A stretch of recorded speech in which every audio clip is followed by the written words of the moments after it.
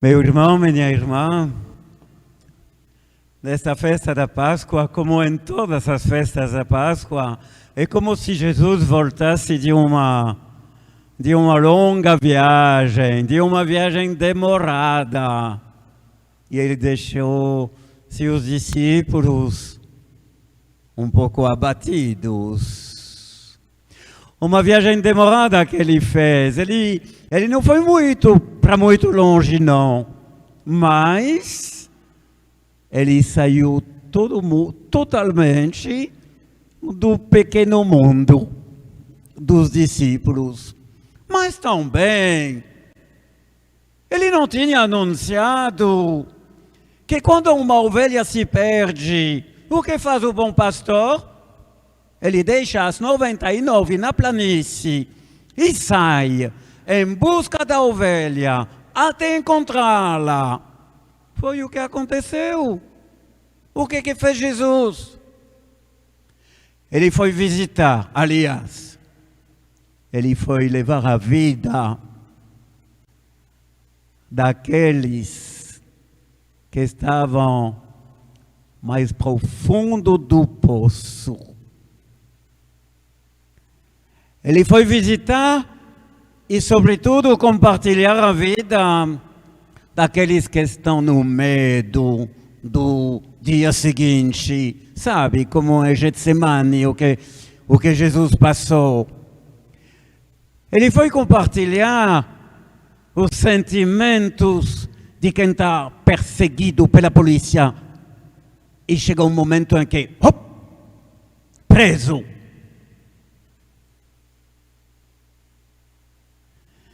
Ele foi compartilhar a experiência daqueles que são levados para o tribunal e lá ser julgados.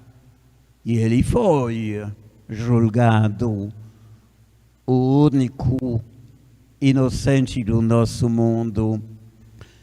Ele foi partilhar a vida dos encarcerados. Meu irmão, minha irmã, fomos todos salvos por um preso. Ele passou a noite no presídio, e quem conhece os presídios sabe o que é a noite lá, no meio dos gritos de raiva e dos gritos de dor. Ele tomou o lugar dos chicoteados. E não foi por brincadeira. Dá para ver pelos evangelhos que ele sofreu 2 flagelações em vez de uma. Ele, sobretudo, atravessou a multidão junto com aqueles que são detestados por todas as multidões do mundo. E ele quis fazer esta experiência, até compartilhar as experiências das pessoas derrotadas pela morte e jogadas no buraco. Meu irmão, não podemos dissociar jamais a ressurreição de Jesus de tudo o que aconteceu antes, pois é agora que tudo vai receber o seu sentido. Durante essas semanas de Quaresma, e para uma boa parte da humanidade, Quaresma neste ano significou pandemia. Durante todas estas semanas de Quaresma, ele nos deixou na planície para sair encontrar outras pessoas. Aqueles que de costumes estão aqui, hoje não estão. Mas quantas pessoas nunca teriam encontrado numa igreja e por causa dos nossos esforços, das nossas paróquias, receberam uma missa em casa, na história deles ou delas, com suas famílias. Muitos participaram virtualmente, mas realmente, da sua primeira missa. Era preciso que Jesus deixasse algum tempo as 99 que se reúnem em nossas igrejas para sair pela tecnologia mais de ponta nas casas daqueles que nunca entram. Entenda bem, mesmo se das 600 pessoas que participaram da nossa via sacra, da celebração da paixão, da vigília pascal, ontem, se uma só acolheu Jesus em sua casa, através da liturgia paroquial, dessa paróquia da Catedral Nossa Senhora da Conceição, se uma só viveu isso, Jesus pulou de alegria. Porque por um só, que professou sua fé em Jesus, pediu misericórdia, Jesus disse, eu te digo, tu hoje estarás comigo no paraíso. Tu entendes que quando Jesus morre, ele morre numa alegria delirante, porque já tem um que acolheu a revelação do amor na cruz do Senhor. Cristo ressuscitou, aleluia, venceu a morte com amor. Cristo ressuscitou, aleluia, venceu a morte com amor, aleluia. Pois é, depois daquela longa viagem, Jesus volta para seus discípulos. E como ele encontra eles? Abatidos. Eu encontrei católicos abatidos nestes últimos dias. Eu encontrei corações frustrados. Corações que não sabem mais como se dirigir a Deus. Porque Jesus deixou isso acontecer. É a crise dos discípulos, tal qual é contada no Evangelho que acabamos de ouvir, porque ele relata exatamente o que aconteceu na tardinha do domingo da Páscoa. Os dois discípulos têm perguntas pesadas para o companheiro de caminhada que ainda não reconhecem. Eles contam o que aconteceu. O que foi? Tu és o único em Jerusalém a não saber. Eles continuam contando. Nós esperávamos que ele fosse libertar Israel. Mas já faz 3 dias que todas essas coisas aconteceram. Incrível, incrível. Aqueles dois,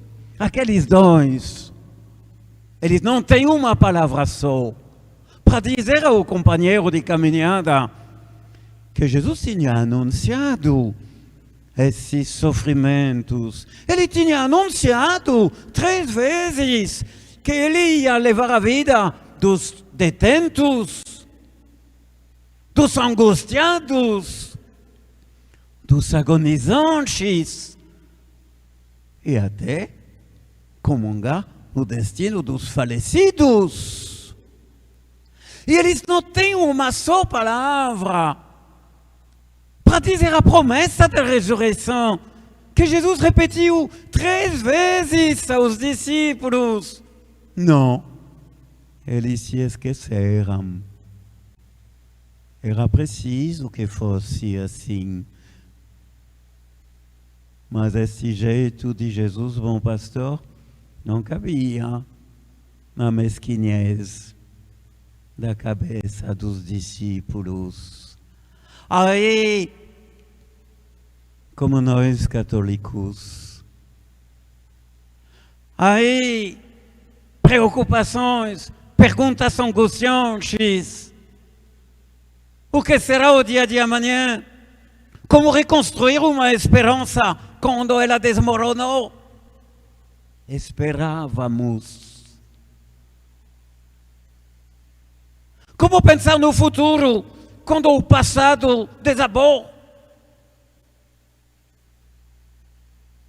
Quando a fé sofreu assalto e rombo? Quando o amor foi decepcionado? O que será o dia de amanhã? É a crise dos discípulos na tardinha do primeiro dia da semana. Eles esperavam que Jesus expulsasse os corruptos, os traficantes, os aproveitadores de todos os tipos, os pedófilos e os pornógrafos também, para que o reino de Deus se implantasse, finalmente, custe o que custar. Meu irmão, tu partilhas comigo estas perguntas profundas, estas interrogações, essas frustrações, sobretudo.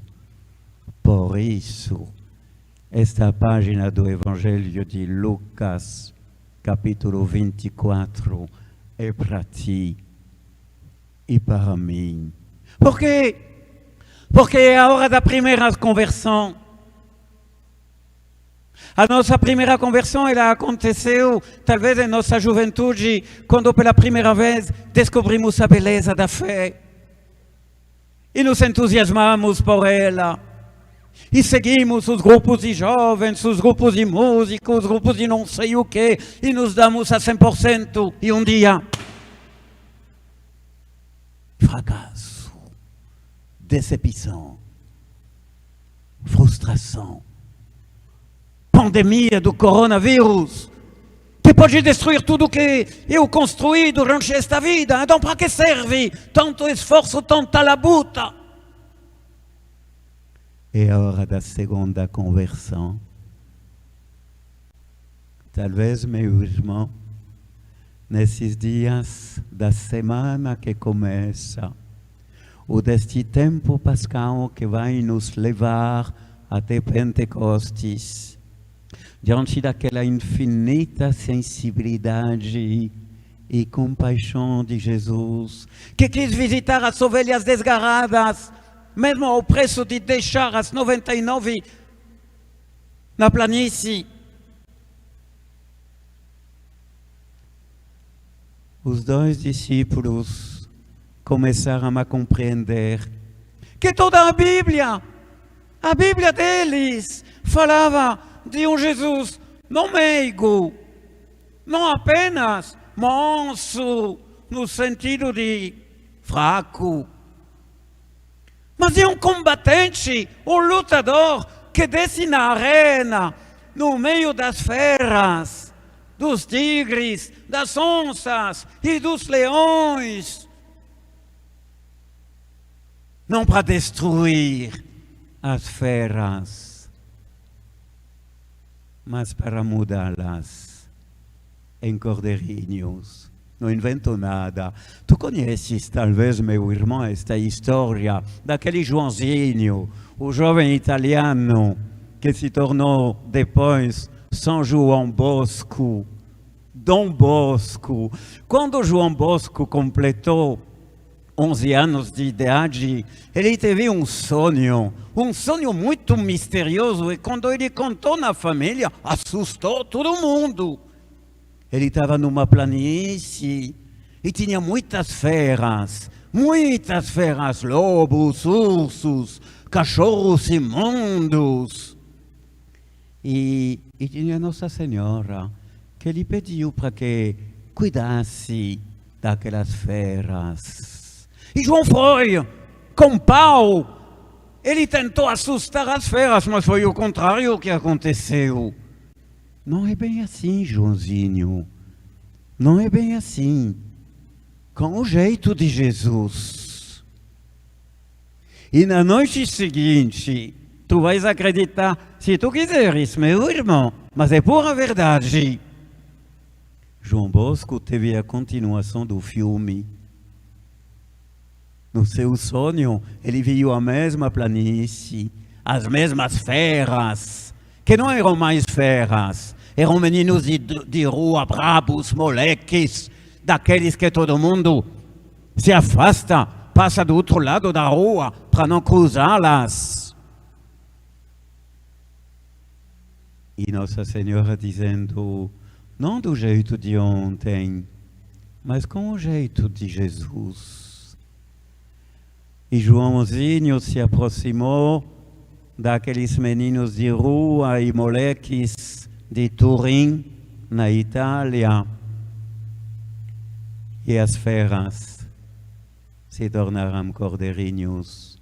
Foi o anúncio de tudo que seria São João Bosco, o maior educador que jamais existiu na igreja. Tu compreendes o que os dois discípulos de Emaús precisavam entender?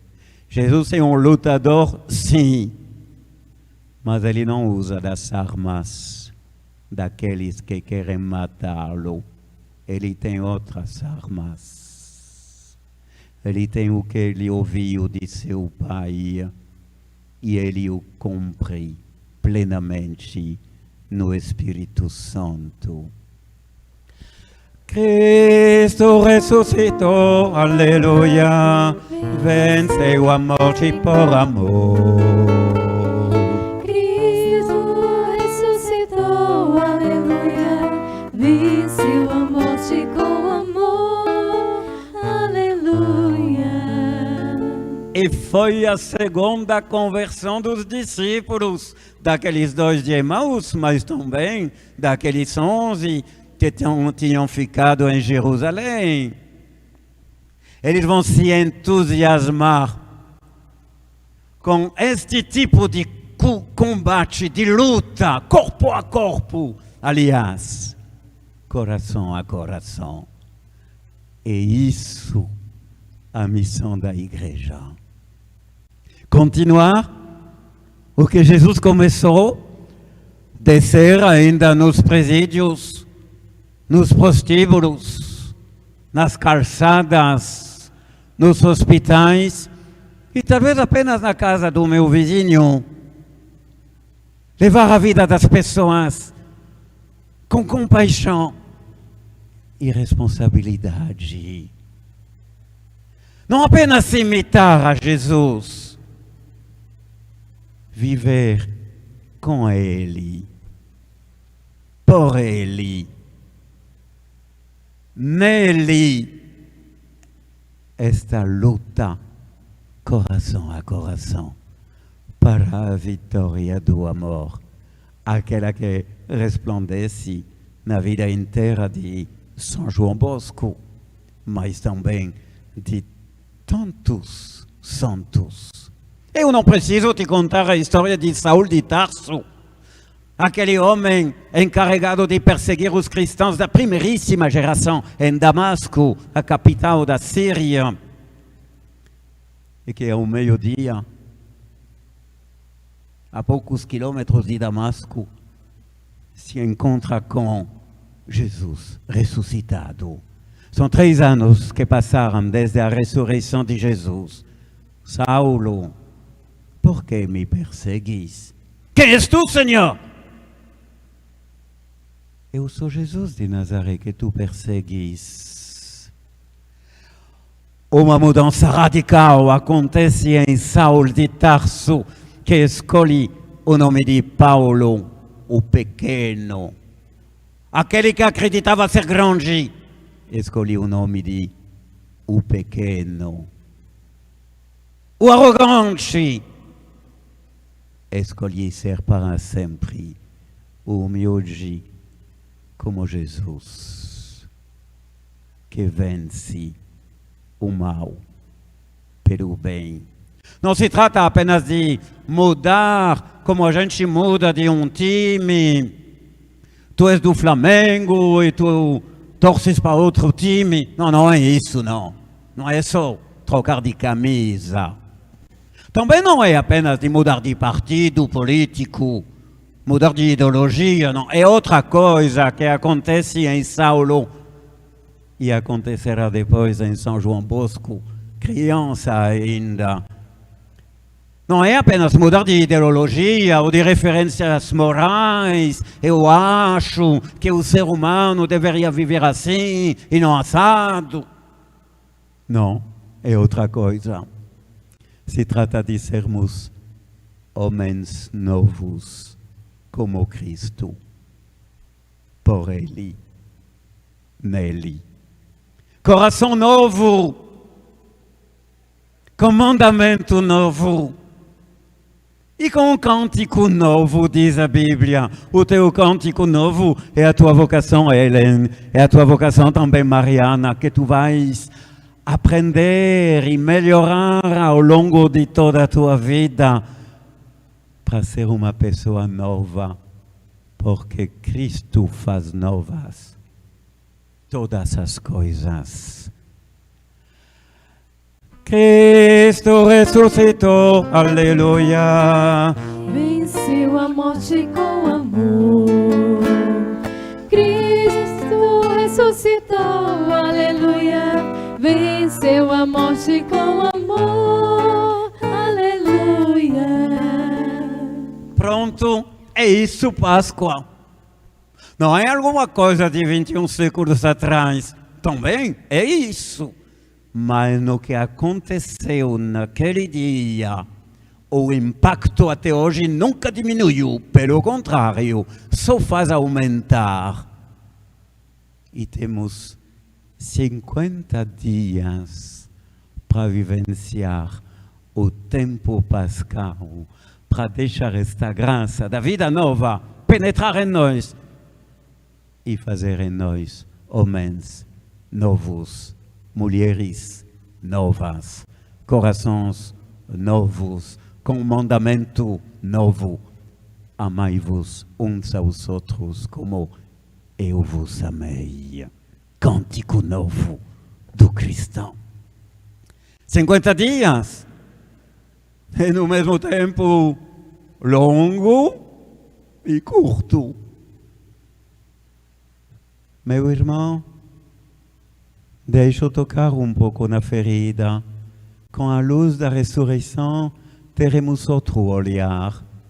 Eu não vou mentir.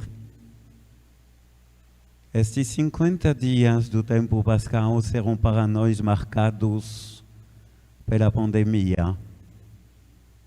É ela que teremos que vencer.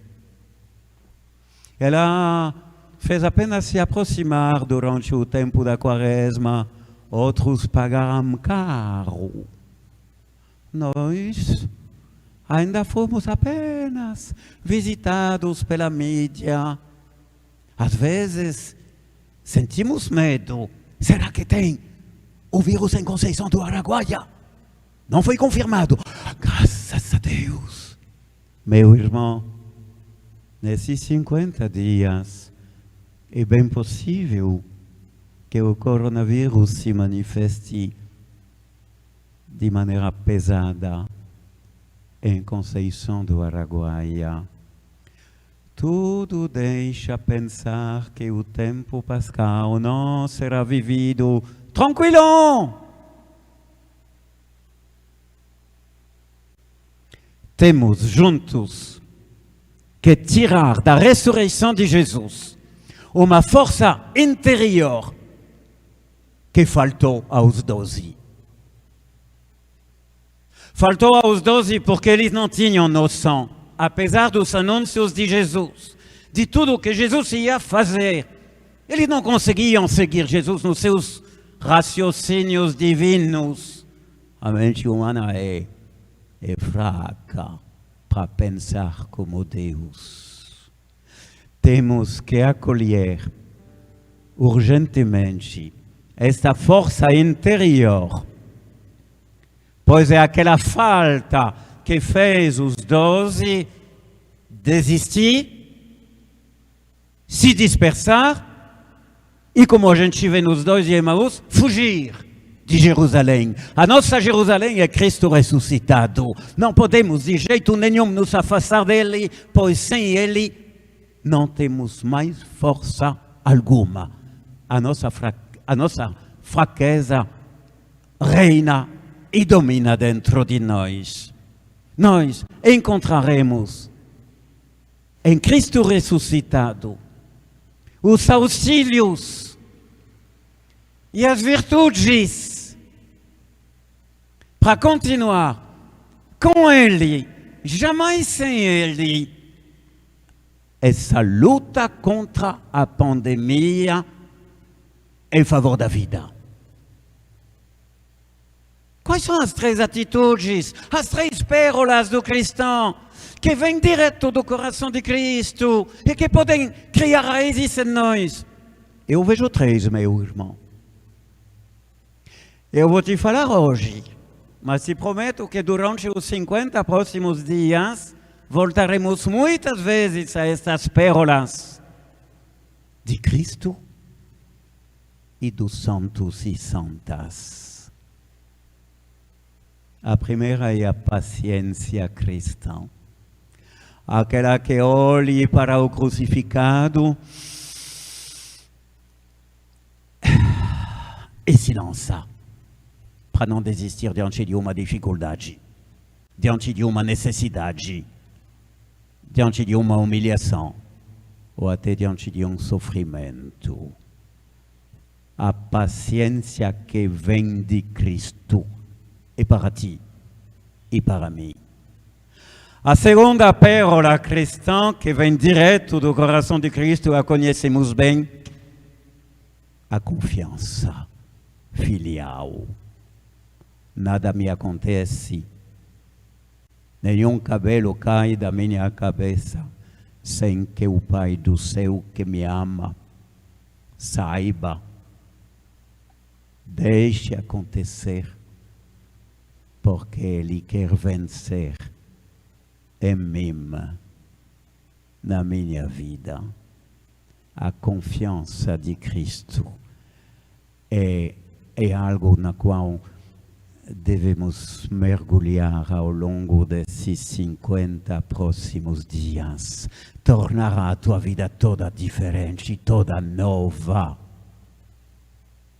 E a terceira é a constância cristã. Não faço as coisas pela metade. Não desisto no meio do caminho.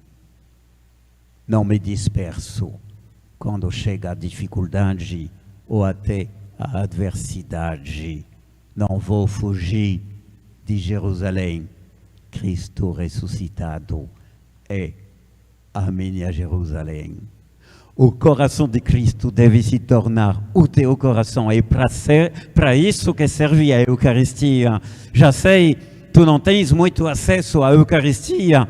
Se ainda é possível deixar as igrejas abertas o dia todo, ainda é possível vir a qualquer hora do dia e pedir que o ministro que oferece horas para esse serviço te dê a Sagrada Comunhão, para que tu voltes para tua casa para amar, para servir e para vencer. A paciência, a confiança e a constância. Vai ser a grande aventura do nosso tempo pascal. Não olhe isso como para uma coisa triste, pelo contrário, é a grande vitória de Cristo em ti, em mim, em nós. É o esplendor da igreja que está se preparando. Não está na hora de ser tristes. É tarde demais para ser triste. Cristo ressuscitou. Cristo ressuscitou. Aleluia.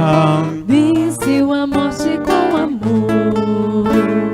Cristo ressuscitou. Aleluia. Venceu a morte por amor. Aleluia. e será frequentando Cristo ressuscitado, que também nós, que nem os discípulos e irmãos, aprenderemos a reconhecê-lo. Pois foi isso, o drama dos discípulos. Eles não sabiam reconhecer Cristo. Foi preciso insistir, caminhar com eles, celebrar a Eucaristia. Os olhos se abriram e eles reconheceram Jesus. Palmas para ele! E feliz Páscoa para todos e todas.